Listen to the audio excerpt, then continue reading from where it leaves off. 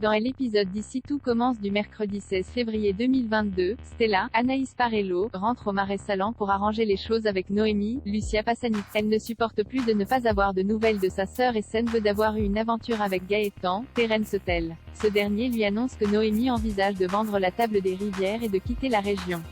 Stella décide d'aller parler à sa sœur, qui lui annonce vouloir arrêter définitivement la cuisine. La jeune sportive essaye de l'en dissuader, mais Noémie ne veut pas recevoir de conseils d'elle. Plus tard, Gaëtan tente une approche avec Noémie. Cette dernière lui explique qu'elle ne supporte plus de vivre là où il lui a fait du mal et qu'elle n'a plus envie de cuisiner. En effet, Tessier, Benjamin Baroche, la détruite et Gaëtan et Stella ont fini le travail. Au Marais Sallant, Ambre Claire Morin propose à Tom Darmon, d'aller au cinéma le soir même, mais ce dernier a accepté de faire un extra dans un restaurant. Pour se faire pardonner, il embrasse Ambre langoureusement tout en regardant Solal, Benjamin Douba, droit dans les yeux. Ce dernier comprend que Tom essaye de le provoquer et tente de faire ouvrir les yeux à Ambre, mais la jeune femme refuse de voir la vérité en face. Plus tard, pendant le cours de la chef Guino, Catherine Marshall, Tom reçoit plusieurs messages d'une certaine Roxane, qui lui donne rendez-vous dans la soirée. Ambre lui pose des questions à ce sujet, mais ce dernier affirme ne pas savoir qui est Roxane. Dans l'après-midi, Solal surprend Ambre en train de se morfondre dans son lit. Cette dernière lui explique ce qui est arrivé avec Tom. Solal la console et partage un moment intime avec elle. Le soir venu, néanmoins, Ambre entend un téléphone vibrer. Elle découvre que Solal a acheté un deuxième portable et Sen sert pour envoyer des messages à Tom sous le nom de Roxane.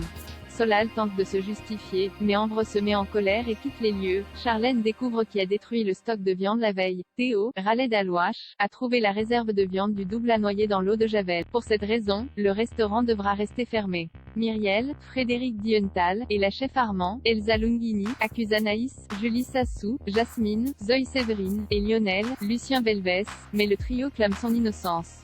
Se souvenant avoir vu Lionel sortir de la chambre froide la veille, Martha, Sarah Fitri, en informe la chef Armand. Lionel confirme être entré dans la chambre froide parce qu'il préparait un gâteau pour Kelly, Axel Dodier, à l'occasion de la Saint-Valentin.